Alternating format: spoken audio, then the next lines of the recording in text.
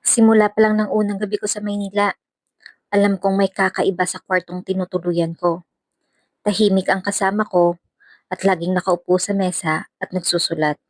Hindi ko man lang alam kung naririnig niya ba ako.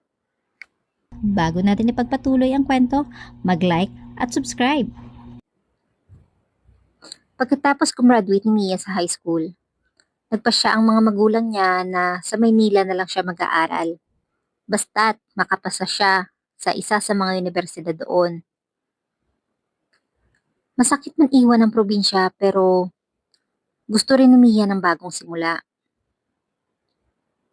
At nang makapasok siya sa isang kilalang universidad, agad siyang pinaghanap ng matitirhan. Mabuti na lang at nakakita siya ng apartment malapit sa campus. Doon niya nakilala ang tahimik na kasama sa kwarto. Hindi ito madaldal at madalas lang nakaupo sa mesa, nagsusulat ng walang tigil. Sa mesa nito, napansin ni Mia ang isang maliit na nameplate, Claire. Doon niya nalaman ang pangalan ng roommate niya. Isang araw, tumawag ang mga magulang ni Mia para kamustahin siya. Mabuti naman, hindi ka nag-iisa, sabi ng nanay niya. Ano nga ulit pangalan ng kasama mo?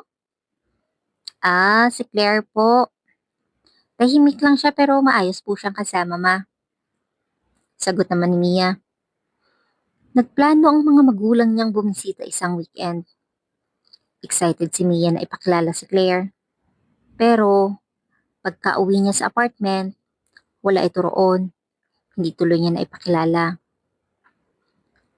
At nang makaalis ang mga magulang niya, pagbukas niya ng pinto ng kwarto, bumugad agad sa kanya si Claire. Nakaupo, nagsusulat na naman. Tinawag niya ito pero hindi ito kumibo. Kaya inilapag na lang ni Mia yung pasalubong na dala ng mga magulang niya para rito. At humiga na para magpahinga.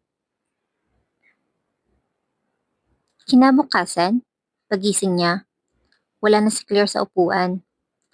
Wala rin ito sa kama niya. Doon niya lang na-realize na ni minsan hindi niya pa nakitang nakahiga si Claire sa kama nito.